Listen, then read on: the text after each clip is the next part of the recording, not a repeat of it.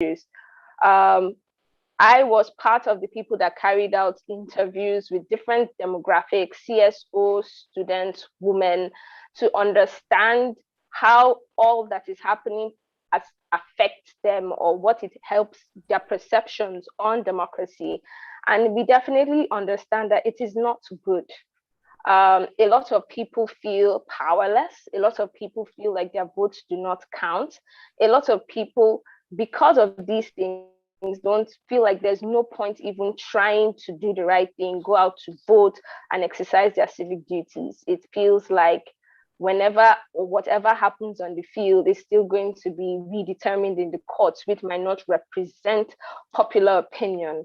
And therefore, there's just a general, one of the biggest we see is an apathy, and we also see a distrust for the courts. And that is a very big problem, because if the courts are meant to be the last hope for the common man, and even the people don't feel like they can get justice, it means that slowly but surely the legitimacy of the democracy, of the government, of the institutions are eroding. And those erosions over time can lead to room for anarchy. People would want to take matters into their own hands. People would want to be government of themselves, because the legitimacy of those institutions supposed to be rightfully put in place is eroding. So those are some of the effects that these things can have on our democracy. And Nigeria is in such a sensitive place right now that it will not be a good idea to let this happen. Okay, and from your findings during this research, will you say that the judiciary is completely free from political parties' influence and the executive interference?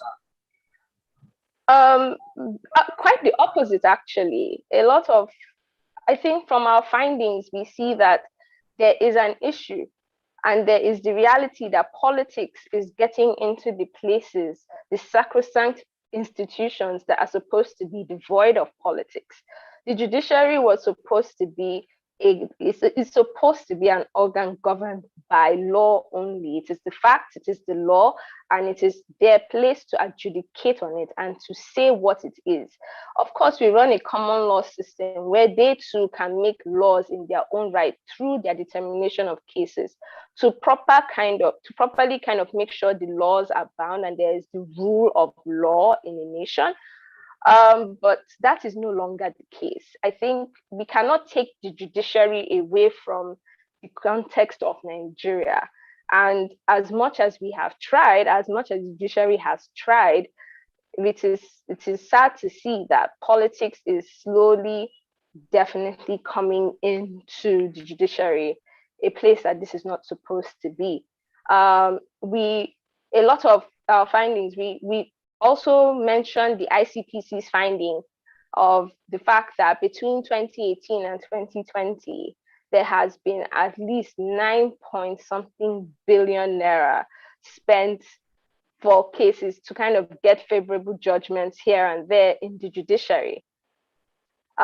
So that is definitely a clear indicator that political movements have definitely found their way to penetrate into the judiciary. Can you be kind enough to just give us some specific examples of where political parties influence the judiciary to get favorable results? I think I would give one. If you look in the report we had, there was a clear case study that we put, and it was a case, two different cases in two different places on similar grounds that were adjudged differently.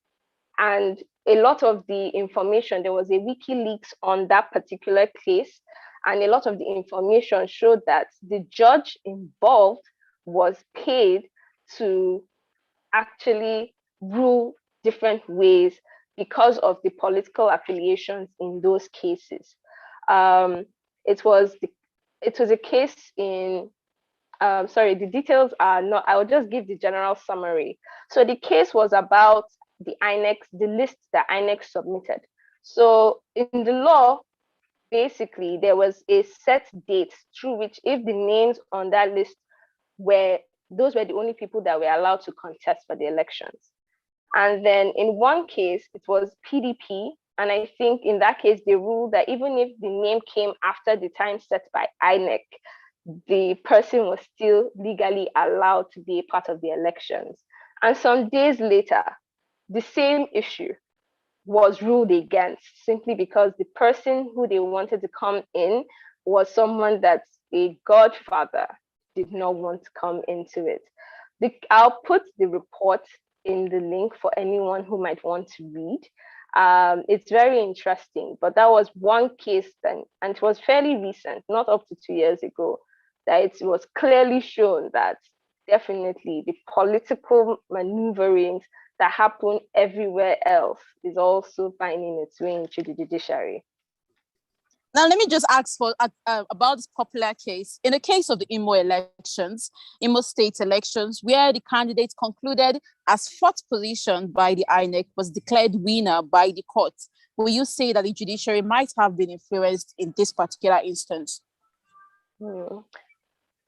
It is hard to say what caused this, or it was influenced or not, simply because if I do not have evidence to it, it's anything I would say would be pure hearsay. But that case we actually did bring out in the report as well. And our findings show that the conclusions reached are not what we understand to be just based off of law. Of course, there are some key issues because the case had gone through several courts. It had gone to the state court, it had gone to Court of Appeal before it reached the Supreme Court. Some of the issues along the way were not taken in the Supreme Court. Some of the issues that were tried by the Court of Appeal and the lower courts were not, the Supreme Court did not have power to listen to those issues. The only issues brought before it was the exclusion of the votes from those 388 polls. So there are many parts to that case that honestly, the evidence doesn't support the judgment, but I also appreciate that because of these little things that might have happened in the process, they might have reached that conclusion. I am not a judge to say what is or what is not, but I think the evidence speaks for itself, and it is a bit confusing to understand how that was done. But I would say this, posterity will judge the judgment, and I think definitely it is not over, because even though we are going to pass the circle and the importance of it right now might seem to fade, I think a future will come where these cases would have to be looked into once more. As for the reason why this judgment came, there is law backing it. But how the law was used in this case was a bit, it definitely does have some underpinnings of some influence, but I cannot categorically say who is influencing what or where it came from. It's just definitely it is a judgment that we will still end up looking into at some point in Nigeria's democracy. That is for sure. It has definitely, yeah. That's as most I can say about that case. All right, thank you. And remember that you can join the conversation simply by raising up your digital hand. I'll try to accommodate as much questions and comments as possible. Now, looking at INEC, should INEC be strengthened to prosecute cases arising from elections and form tribunals, right, rather than the judiciary? That I do not agree with. I think INEC's role has been clearly stated out in the Constitution, and the INEC is supposed to be an umpire. I think giving INEC the right to be someone who constitutes courts and listens to cases that come up from its elections is the same thing as giving INEC the right to be judge and jury in its own case, which might end up leading you to the issues you might be trying to run away from that you see in the judiciary. Do I believe INEC needs to be strengthened on so many levels? Absolutely. And I think that is some of the things this new amendment to the Electoral Act is trying to do by by allowing things like electronic transmission of votes, which would definitely give INEC more power to really give definite answers to many questions that come up in court. But I think the court's role, you cannot take it away. I don't think the answer is excluding the judiciary from the electoral process in order for us to feel like the process is better. I feel like the judiciary's role is pivotal because we've seen in history, like in the cases with Peter Obi, even with Adams Oshomole, the judiciary has played that role of making sure that popular candidates and also the justice is done in electoral cases in a way that INEC, political parties, and more could never have done. It's just that right now we are in dire straits to the judiciary, which has shown that there's a need to interrogate the judiciary, there's a need to advocate with the judiciary, and there's a need to definitely work with the judiciary better. But you cannot take away the judiciary's role of adjudicating cases. It's kind of like it will not do well. I think they already have a precedent. It is their role according to the Constitution. So it's a situation of maybe just better working with the judiciary, creating better laws to make sure that we are plugging up holes that allow these things to happen. Yes, that's what I think. Now, do you support the sentiments that believe that the president of the country should not be allowed to appoint the attorney general, as this causes an interference in the judiciary process? Do you support that?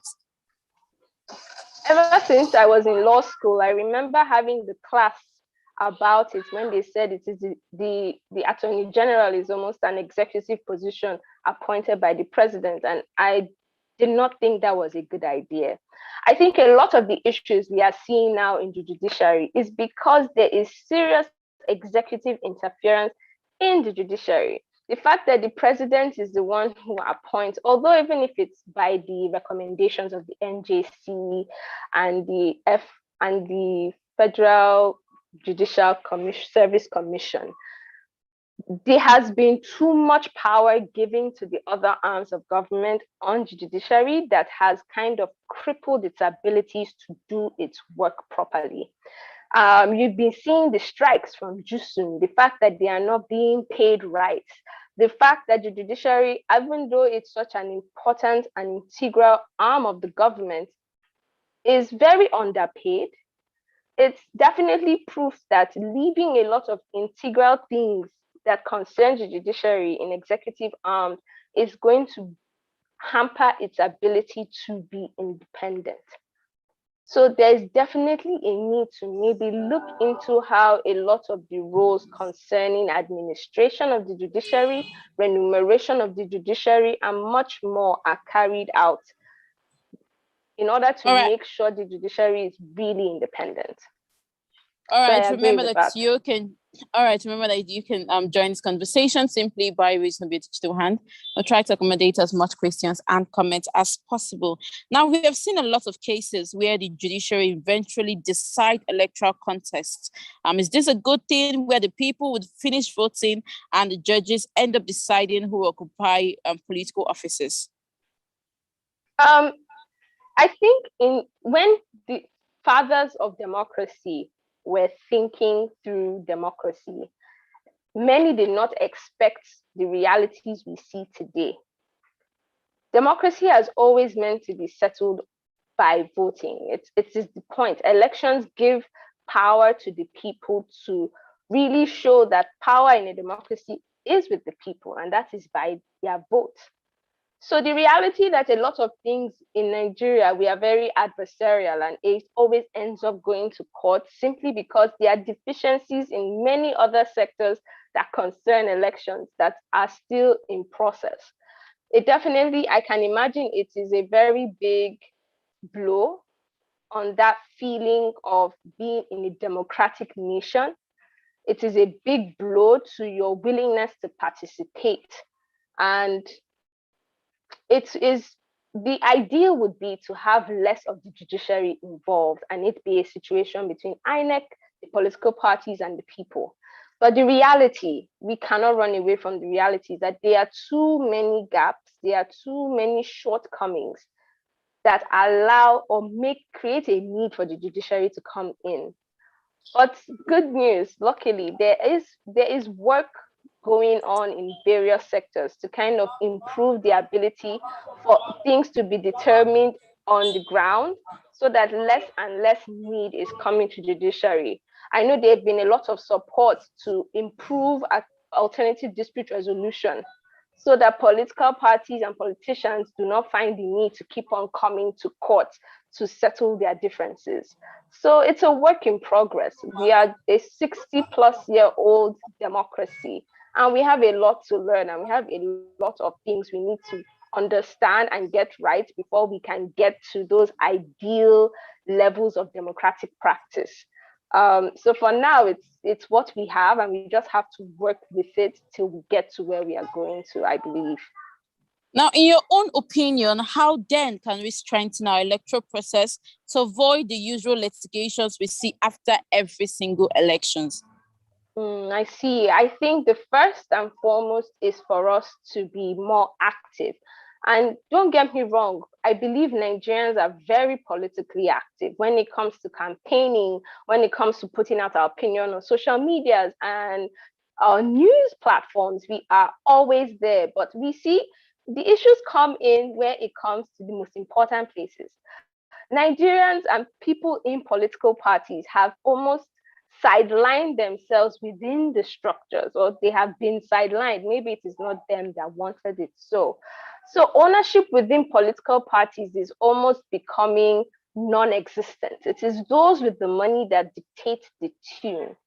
Those things need to change. There is the reality that poverty makes it so easy for people to want to sell their votes. But the reality is that selling of your votes leads to a lot of the issues we see today. So it's not a one size fits all. And I know where am I doing this to saying anything I'm saying to cast blame. But I think we need to improve our laws, which is something we are already on. So that is good. That is hopeful. We need to definitely improve our voters' education to really take these issues to the grassroots in innovative and creative ways to help people understand that power really belongs to them and it is theirs to exercise should they choose to rise above some of the things the Nigerian factor. And I think another way is definitely getting your PVCs and trying to be active in political parties. There is no other way we can do this. A lot of the political parties are run by a few for the many, and that shouldn't be. Even in political parties that are not winning elections per se, we've forgotten that political parties also play a very integral role in the electoral health of the nation by being democratic schools. Many have forgotten that role to teach people, to build people up, and most times just focus on elections and winning elections simply because of the gains that come with those seats. So there's many ways we can go about it, and there's definitely a need to be more organized with the way we do things. But I think the best one I can give or I can say is to get involved and make everybody try to get involved, else we would be singing to the choir. All right, I can see that Mr. Daniel Elumba's hand is up. Mr. Elumba, you have a question. My question is, right from 1999, when we have the first presidential contest, it has always been that eventually the judiciary ends up deciding the process. That's have been the same with other governorships electoral. For the past 22 years, most electoral contests end up being decided in the courts. So obviously, have there been any improvement? If the past 20 years have been like this, what do you think will be the situation in the next 20 years as well?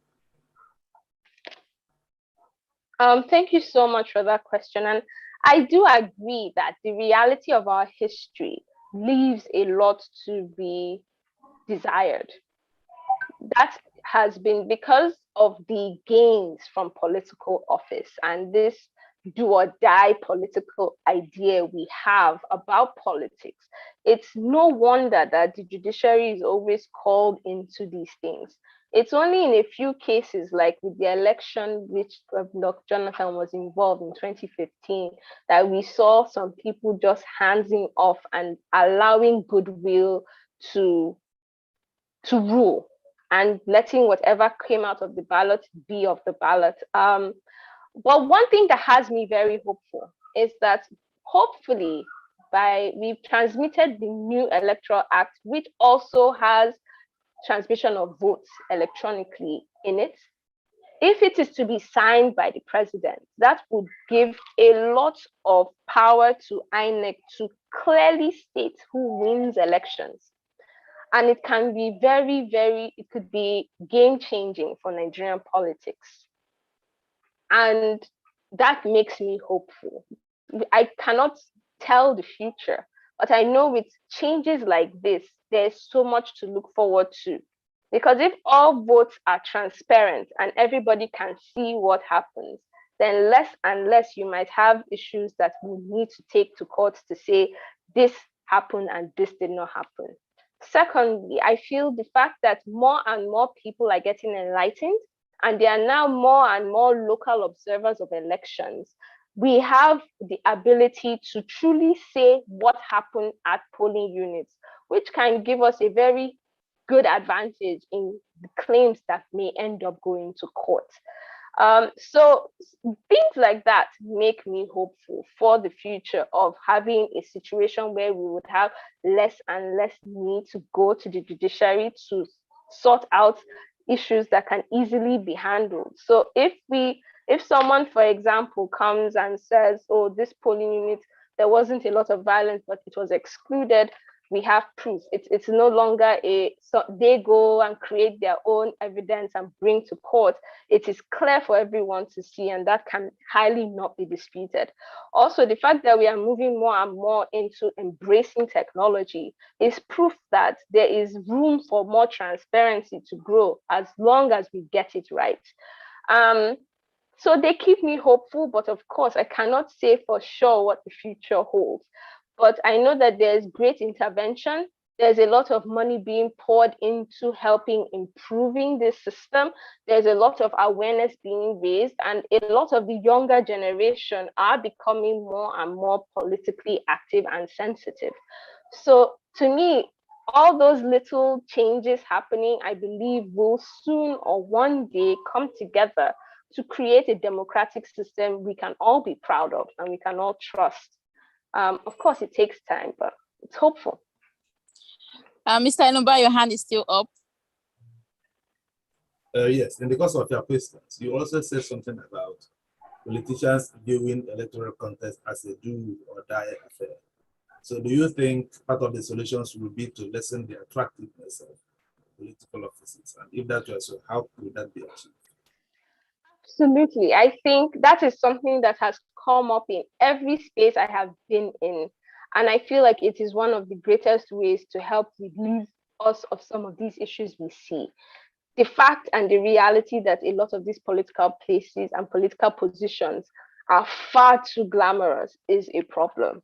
Everybody thinks that to be the richest man in the land, you need to be a politician.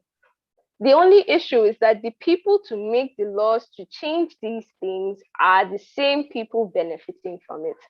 So how exactly we can make sure or get this to work, it still boils down to the vote. It is that we need to start we need to start training people with better values and more selfless feelings towards the nation and getting them into those places of power.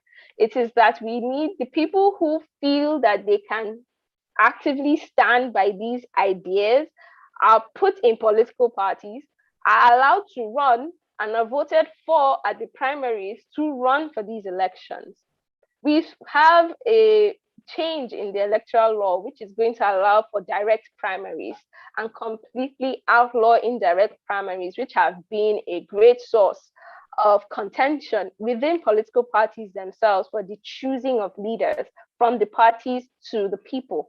So I am excited about that simply because I feel it levels the playing field a little bit more to have people that we really want to lead us. So I feel like these are things, as I say, they are seeds in time that we may not reap the benefit of right now. But I believe if we keep on going in this trajectory, it is only a matter of time before we get what we want. It's going to take time. I think one thing I've learned being in this sector is the appreciation that it is not a day's job. It is not a 10 years job. It is a long time coming. But more and more people are getting involved. I am seeing more and more voices trying to be leaders. And that is truly what we need. Just people with better values coming into those places so that together we can say, okay, maybe this is too much money to be made from being a legislator. Let's have that. And then it becomes less lucrative and more about service. All right. Right. Ask this final question, please, if you don't mind. I can see that part of your solutions is much more about legislative action towards amending changing the electoral process, educating the citizenry. But if the talk is about the judiciary, sometimes giving conflicting decisions in similar electoral issues, without putting you on the spot, if you don't mind, is there any way we can also reform the judiciary in your thoughts to see an improvement where some of these conflicting issues are removed to give more confidence to Nigerians in the judicial process, and then also give more confidence to Nigerians in the electoral process? Is there any suggested judicial reforms in your mind? Thank you so much for that question. Apologies. Everything I said, I agree. But with the judiciary, I feel like some ways we feel that this can be helped, and it is part of our report, was a lot of strengthening of the NJC. Right now, the composition of the NJC seems to be very much composed of people who might have or have the vulnerability to be for political strains and political games to come into it. In fact, our chief judge is appointed by the president and some of the other members of the body. So I'm think one way we think is definitely strengthening the judiciary, which will include maybe having a look into how we constitute the NJC, which is supposed to be the governing arm of the judiciary, of the bench, sorry, to better see how we can make sure we have an NJC that can be independent, devoid of politics, and can properly just be working towards the law. That is one way. Second issue I have found, and this was not clearly reflected in the report, was something that came up. We realized that the practice of the judiciary is to have members of the from the courts. So there's almost a bit of a gag order, if I can say that. Maybe it's not as deep, but there's almost a gag order. The judiciary, members of the judiciary can't speak except they are on the bench. And this has caused a lot of trouble because you have so many cases coming against them, and many cannot speak to some of these issues except they are on the panel with the NJC. And even if there are issues where maybe the media can come in and we could work together, because they cannot speak, it is problematic. So I think another way I feel that we can really work with the judiciary to help improve things is to find better ways to collaborate with the judiciary, find ways we can work around their own practices to enable them have a voice. Another way I think, again, so this is my third opinion, is the NBA can be strengthened to do more on behalf of the courts. The NBA is supposed to be the arm that is it's like almost the mouthpiece of the judiciary. It is the body of lawyers. It is the lawyers speaking on laws and trying to like get into it. We feel that maybe by improving their capacity, or at least even shining more of a light or giving them more duties, they could help be the mouthpiece for the things the judges may not be able to say in order to really work on key issues. Because let's think about it this way. If we have a severely underpaid judiciary that has its administrators not necessarily be appointing judges that we may not want to be on the bench, or people who might have affiliations elsewhere, we are not going anywhere. But if we can better work in those issues with collaborations with the NJC, the NBA, and other bodies, we might be able to really pick at some things that allow that vulnerableness of the judiciary, and at the end of the day, help improve its quality and improve its ability to adjudicate around these cases. But one thing I do know is that this is fairly new. I think, as I said in the beginning, the judiciary has not really been looked into in terms of development and much more. So now that we have started this process, I'm sure along the way, there are many things we're going to see. There are many things we're going to start learning of, and there are many more ways we are going to have the people and interested stakeholders get involved in speaking about these issues so that we can all get to an expected end. I hope that answers your question. Sorry. Thank you. Thank you. And remember that you can join the conversation simply by raising up your digital hand. Try to take as much questions and comments as possible. We are still discussing corruption and conflicting judgments in electoral process and their impact on Nigerians' democracy. Now, let's talk about the way judges are recruited. Today, we see children and wives of sitting judges and politicians being appointed as judges. We use that this nepotism is part of the problem we're having in the judiciary. That is why I said we definitely need to do more into it, because by law, your judges are appointed through recommendations from the Federal Judicial Service Commission to the NJC, who gives this to the president to accept and then call people. I cannot tell you who every member is. The administrators of the judiciary have almost been shrouded in mystery to many extents.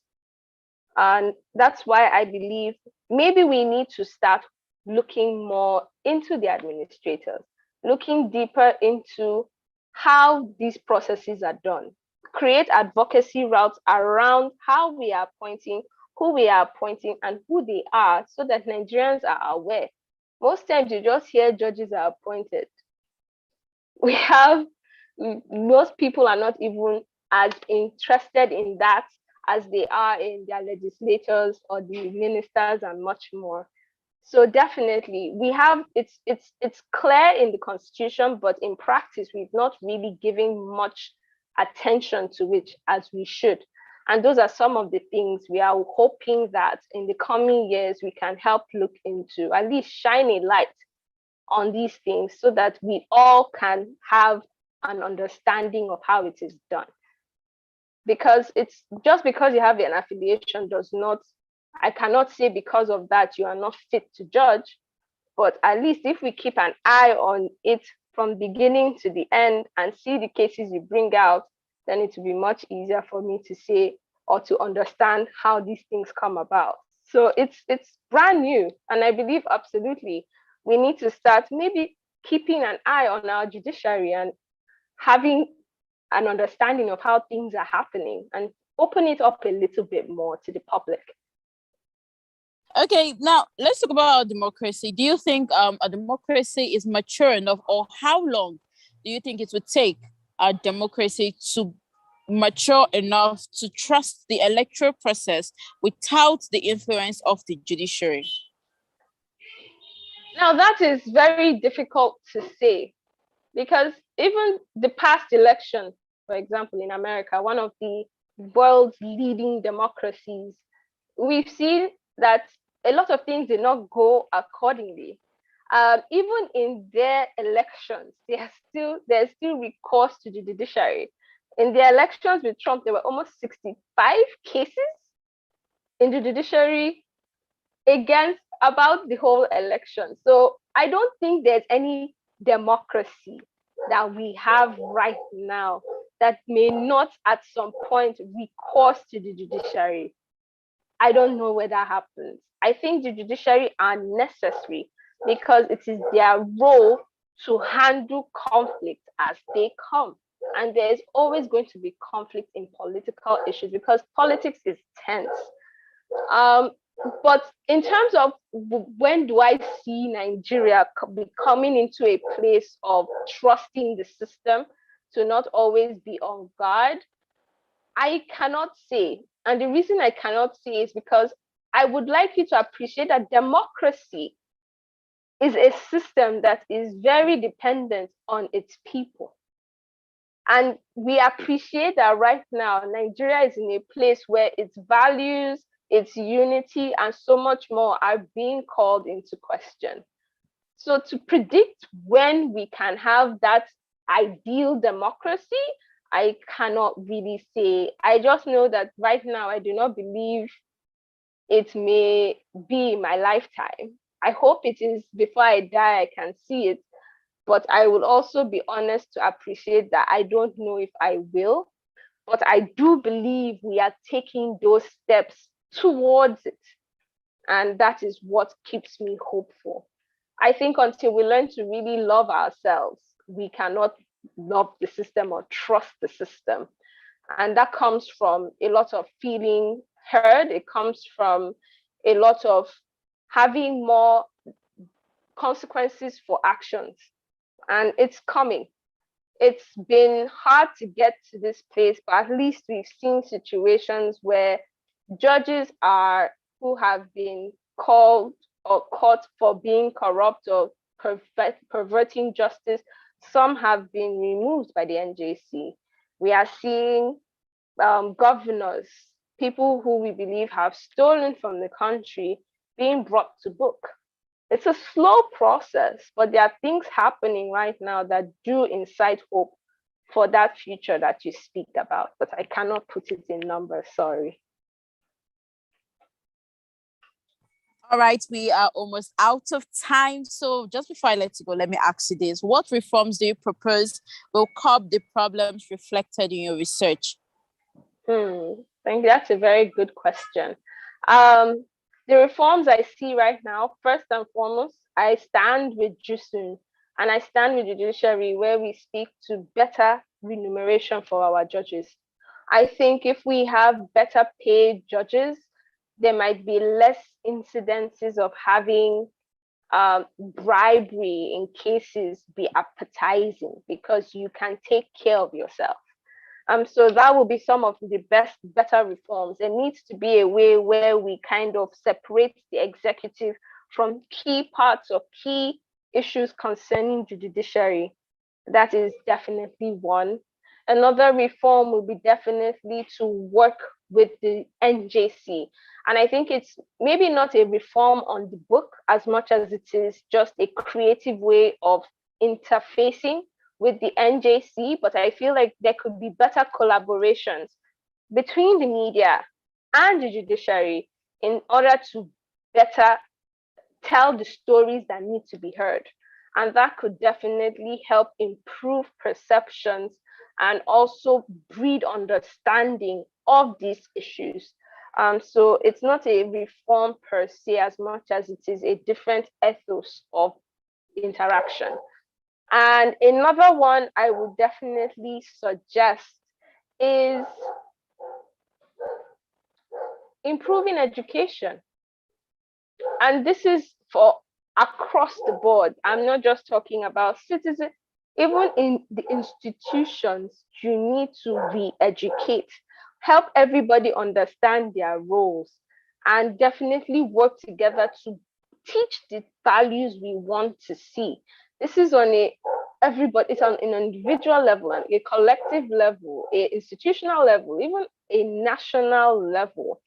We need to start preaching the things or teaching the things we want to see, as opposed to letting this constant rigmarole of us acting like we are subjects in our own land when we are citizens.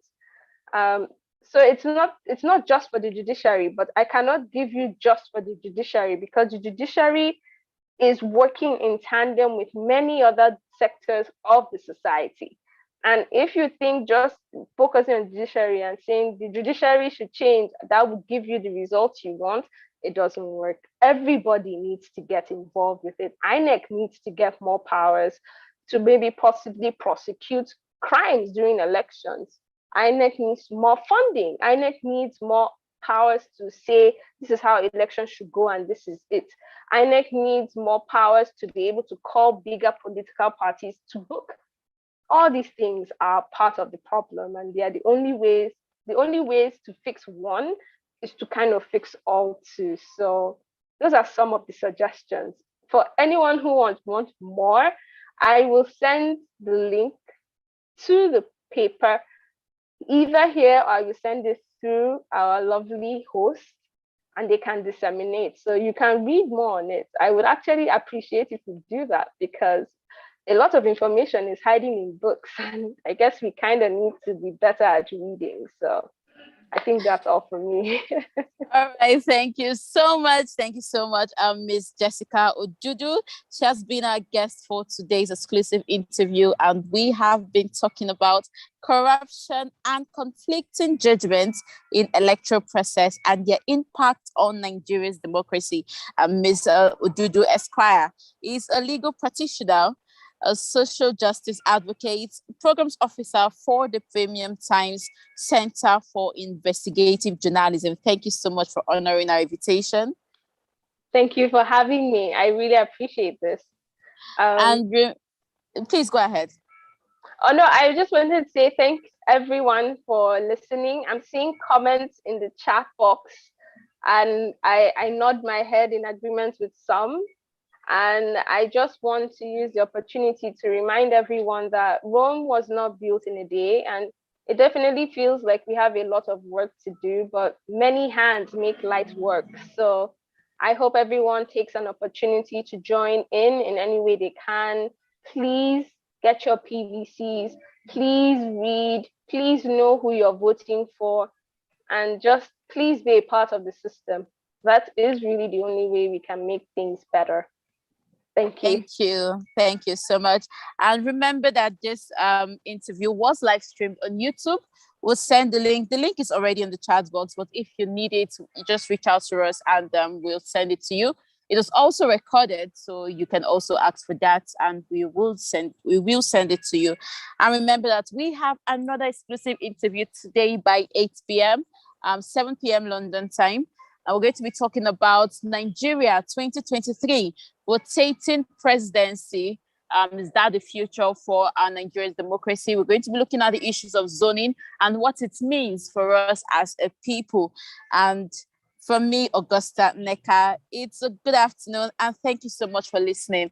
Ms. Jessica, I already have your contact details, but I don't know if people may want it. You can just put it on the chat box and they may reach out to you in case you're also looking for ways to engage. I think that's also a good idea. Okay, then I'm going to put my email. I think that should be good for first interfacing, and then we can continue the conversation from there. So I've just put it in the chat box for anyone who might want to reach out. Please do. I would love to. We can always engage on these conversations. And of course, we just started. A lot of this paper was just launched on Monday. And it's something we hope to continue. It's a conversation the PTCIJ wishes to take forward.